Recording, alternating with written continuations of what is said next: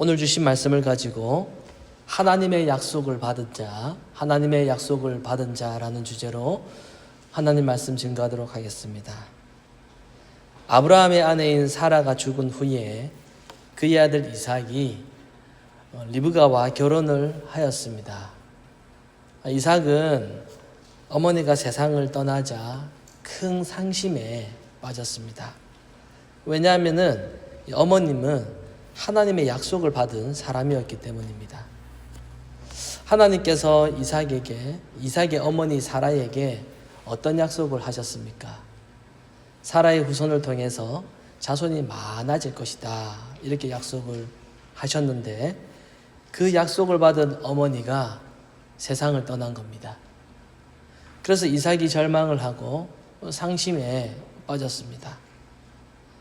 하나님의 약속을 받은 어머니가 갑자기 세상을 떠나자 하나님의 약속이 이루어지기를 소망했던 이삭은 당연히 실망하고 좌절하게 되었습니다. 그러나 이삭은 하나님께서 보내신 리브가라고 하는 이 여자를 만남으로 인해서 위로를 얻게 되었습니다. 이삭이 왜 위로를 얻었습니까? 그 이유는 리브가가 예뻐서가 아닙니다.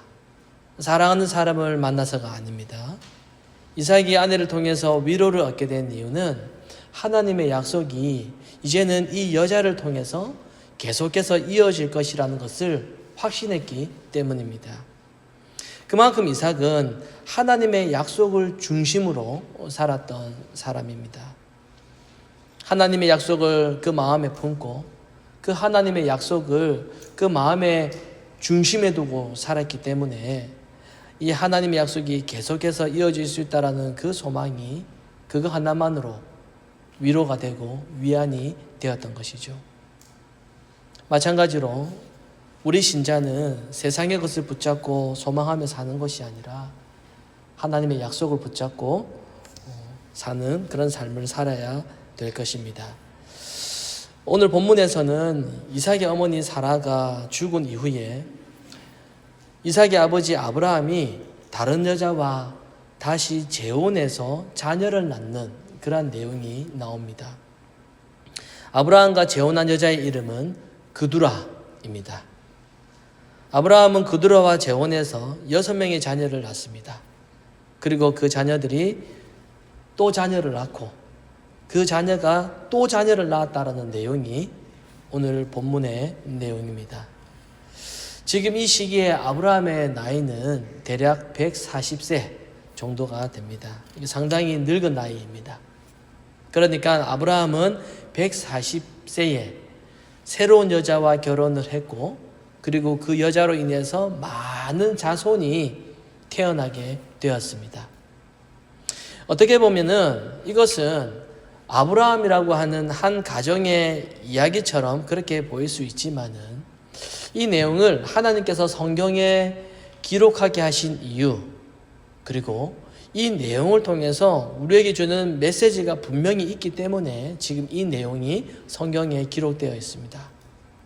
그래서 우리가 이 가정이 어떻고 저 가정이 어떻고 이런 문제를 좀 넘어서서 하나님께서 우리에게 지금 이 내용을 주신 이유가 무엇인가, 이 말씀을 주신 이유가 무엇인지를 살피는 것이 성경을 바르게 이해할 수 있는 자세라고 할 수가 있습니다.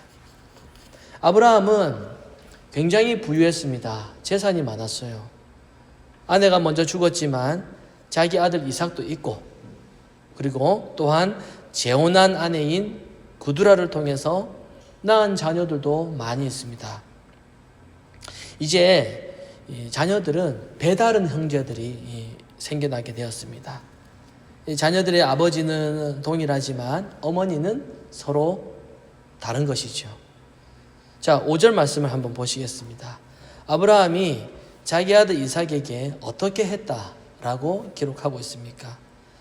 아브라함이 이삭에게 자기의 모든 소유를 주었고 라고 말씀합니다.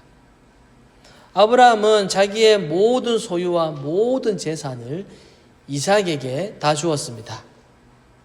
그리고 6절에 보면은 아브라함은 새로운 아내인 그두라와 결혼하여 낳은 서자들에게도 재산을 주었다라고 말하고 있습니다. 참고로 서자는 본래 부인이 아닌 다른 여자에게서 낳은 아들을 서자라고 부릅니다. 양자와는 다른 개념입니다. 성경에서 말하는 양자는 하나님께서 우리를 하나님의 자녀로 받아들이시는 그것을 의미합니다. 아브라함은 구드라와 결혼을 해서 낳은 자녀들에게, 그러니까 서자들에게도 자신의 재산을 나누어 주었습니다. 그리고 그들에게 재산을 주면서 한 가지 제안을 하죠. 자기 아들 이삭이 있는 곳에서 멀리 떠나서 그렇게 살라라고 합니다. 왜 그랬을까요? 많은 사람들이, 자녀들이, 배다른 형제들이 서로 싸울까봐 그렇게 떨어뜨려 놨다라고 그렇게 생각을 합니다. 아브라함은 사실 서자들이 많이 있었습니다. 예전에 이미 죽은 아내인 사레가 자녀를 낳지 못했을 때 사라의 여정을 통해서 자녀들을 많이 낳았던 적이 있습니다. 그때 배다른 형제가 서로 막 다투었어요. 그래서 자기 아들 이삭과 이 그두라에게서 난 이 자식들과 또다시 다툴 수도 있기 때문에 서로 떨어지게 했다라고 그렇게 보는 겁니다. 어떻습니까? 그런데 여러분, 사라가 낳아도 자기 아들이고 재혼한 아내인 그두라가 낳아도 아브라함에게는 자기 아들이에요. 그런데 왜 굳이 아브라함은 그들이 전부 다 자기 자식인데 이 서자들이 이삭과 함께 있을 수 없도록 다른 곳으로 보내버리는 것일까요? 정말로 단순히 서로 싸울까봐 떨어뜨려 놓은 것일까요? 그렇다면 이 본문이 우리에게 주는 교훈이 무엇이 됩니까? 서로 싸우지 말라, 이렇게 돼버리는 거예요. 그러면 이 성경을 도덕적이고 그리고 윤리적인 내용으로 바꾸어 버리는 겁니다. 같이 살면은 다투니까 떨어뜨려 놔라, 이렇게 결론이 나잖아요. 그래서 오늘과 같은 이 말씀을 보면서 서로 욕심부리지 마십시오, 서로 사회적에 지내십시오, 이런 결론을 내어버리게 되는 것이죠. 그러나 오늘 본문은 그것을 말하는 것이 아닙니다. 결론적으로 아브라함이 이삭과 다른 자식들을 떨어뜨려 놓았던 진짜 이유는 아브라함이 자기 이삭을 바라보는 시각이 다른 아이들과는 다른 시각이었기 때문입니다. 아브라함이 이삭을 바라볼 때는 그를 하나님의 약속의 시각으로 그 이삭을 바라보았습니다. 아브라함이 이삭을 특별하게 생각했습니다. 하나님의 그 약속을 기준으로 이삭을 생각했던 것이죠. 하나님께서 예전부터 분명히 약속하셨습니다. 뭐라고 약속하셨습니까? 이삭에게서 난 자만이 아브라함의 자손이다, 이렇게 말씀하셨어요. 물론 다른 자녀들도 육신적으로는 아브라함의 자손이 맞지만 하나님의 약속이라는 이 관점으로 봤을 때 그들은 아브라함의 자손으로 인정되지 않아요. 그래서 4절에 보면은 이렇게 기록되어 있습니다. 미디안의 아들은 에바와 에벨과 하녹과 아비다와 엘다아이니, 그 다음에 누구의 자손이라고 나오죠? 그두라의 자손이었더라, 그렇게 나옵니다. 무슨 차이입니까? 지금 이들을 아브라함의 자손이라고 하지 않고 굳이 여인 그두라의 자손이라고 말하는 이유는 그들은 아브라함의 자손이 아니라는 뜻입니다. 그들은 그두라의 자손이라는 거예요. 이 여자의 자손이라는 겁니다.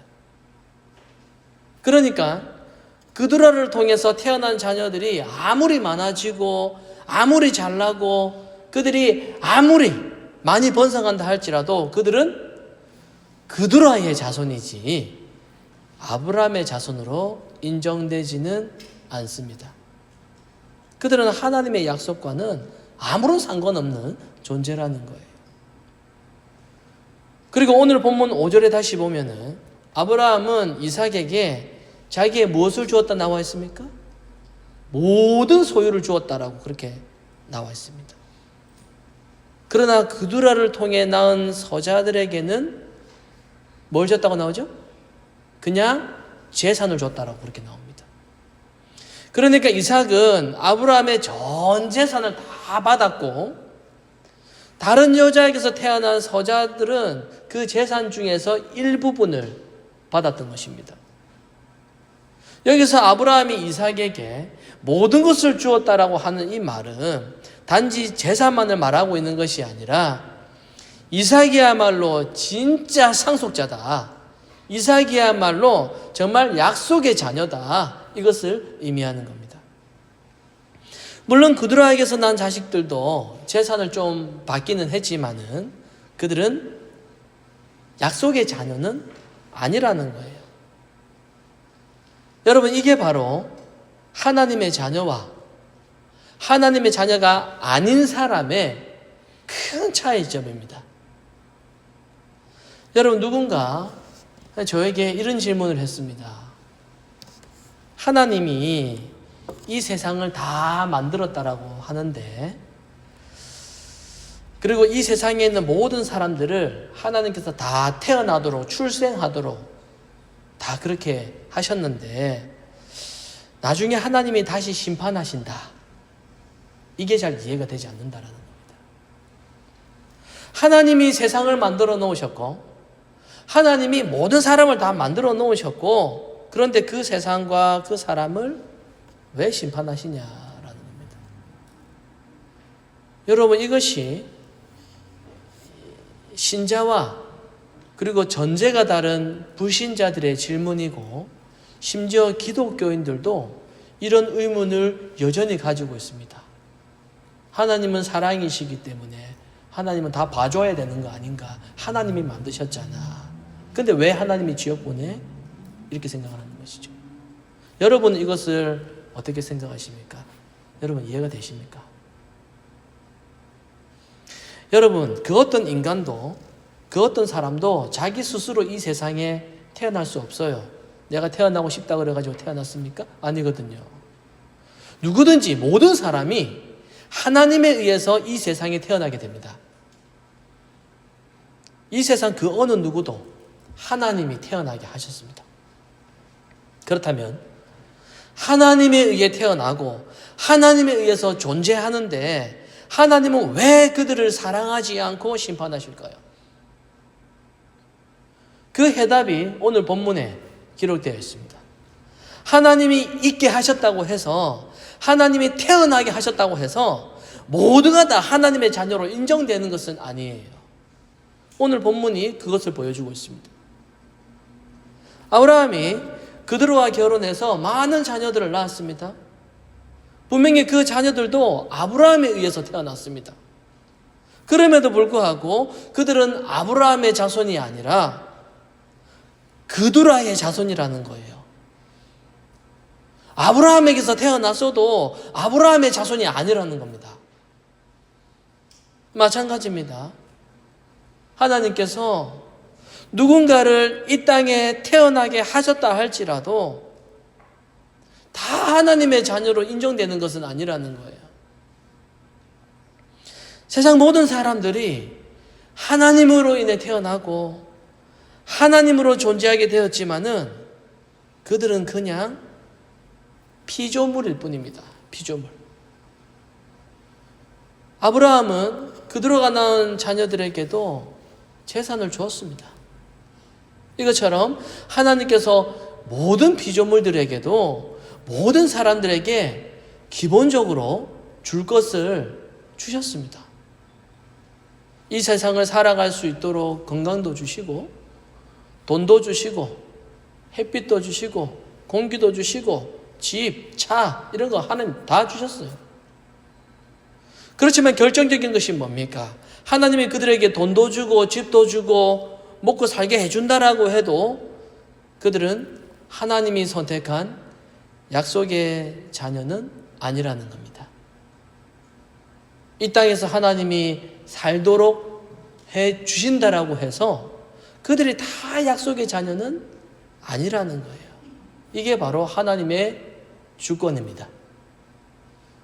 약속의 자녀는 이삭이 아브라함의 모든 것을 다 받은 것처럼 하나님의 모든 것을 받을 위치에 있는 거예요. 그 사람이 약속의 자녀입니다. 하나님의 모든 것을 받을 수 있는 유일하신 분이 누구십니까? 하나님의 아들이신 예수 그리스도입니다. 예수님이 하나님의 모든 것을 받을 상속자로 이 땅에 오셨습니다. 그러면 예수님은 이미 상속자이신데 다 받으셨잖아요. 상속자이신데 굳이 왜 이 땅에 오셨습니까? 바로 하나님께서 선택하신 그 약속의 자녀를 예수님으로 인해서 그 상속자의 위치에 있게 하시기 위함입니다. 하나님의 상속자이신 예수 그리스도께서 우리를 상속받을 자로 만들기 위해 주님께서 이 땅에 오신 거예요. 무엇을 상속받습니까? 하늘의 것이죠. 바로 천국을 상속받는 것입니다. 그래서 하늘에 있는 아버지의 것은 예수 그리스도를 통하지 않으면 절대로 받을 수가 없는 겁니다. 오직 예수님을 통해서만이 상속을 받을 수가 있습니다. 사랑하는 성도 여러분, 신자가 바로 약속의 자녀이고 신자가 하늘의 것을 상속받을 자입니다. 그래서 신자는 이 세상의 돈이나 물질과 재산과 그 명예를 쫓아가는 그러한 삶에 집착할 필요가 없습니다. 왜냐하면 신자는 이미 하늘의 것을 상속받았거든요. 신자는 천국을 상속받은, 선택받은 약속의 자녀들입니다. 그래서 신자는 이 세상의 것 때문에, 이것 때문에 아둥바둥 살지 않습니다. 이 세상에 있는 것 때문에 좌절하거나 슬퍼하거나 울지 않습니다. 이 세상의 것을 가지고 서로 비교하거나 내가 더 가졌다고 해서 우쭐대지 않습니다. 그러니 여러분, 우리가 신자된 자로서 하나님의 약속을 받은 자로서 우리가 그것 때문에 절망하거나 우리가 주저앉지 맙시다. 그것에 우리의 마음을 빼앗기지 맙시다. 왜 그렇습니까? 우리의 보물은 이미 하늘에 있기 때문입니다. 신자는 하나님의 모든 것을 받은 사람이기 때문에 거기에 마음을 두고 살아가야 됩니다. 그것이 바로 예수님을 믿는 믿음입니다. 여러분, 신자에게는 하늘의 것을 상속받을 그날이 우리에게 다가오고 있습니다. 그리고 신자는 그날을 기다려요. 그날을 사모합니다. 그것을 정말로 우리가 믿는다면은 지금 현재 우리에게 닥쳐 있는 이 모든 어려운 삶을 우리가 참을 수 있고 우리가 인내할 수도 있는 겁니다. 좀 오해를 받아도 인내할 수 있어요. 좀 억울해도 인내할 수 있습니다. 왜냐하면 그날을 우리는 기다리기 때문입니다. 사랑하는 성도 여러분, 우리가 언젠가는 머지않아 우리가 눈 깜짝할 사이에 우리는 하늘의 것을 상속받을 그날 앞에 우리는 서 있게 될 것입니다. 영생의 그 영광의 면류관을 받을 그날이 곧 다가옵니다. 우리 모두 소중한 것을 상속받을 자답게 지금 여러분의 현재의 삶이 고달프고 그리고 예수 믿는 삶이 너무나도 힘겹고 또한 어렵다고 할지라도 때로는 억울할지라도 하나님께서 나를 참아주신 것을 기억한다면 우리에게 견딜 수 있는 힘이 나도 모르게 생기게 되는 것입니다. 오늘 주신 이 말씀을 기억하시면서 우리에게 주어지는 그 시간 속에서 그리고 이 땅에 사는 동안 우리가 서로 다 힘들지라도, 다 어려울지라도 주님 오실 날을 기다리면서 그 가운데서 우리가 서로가 서로에게 격려하고 또 서로 돕고 서로의 허물을 감싸주고 그렇게 살아가다가 곧 상속받을 그날을 기대하고 기다리는 그러한 주의 자녀된 모습으로 살아가시는 우리 모두가 되시기를 성부와 성자와 성령의 이름으로 축원합니다. 아멘.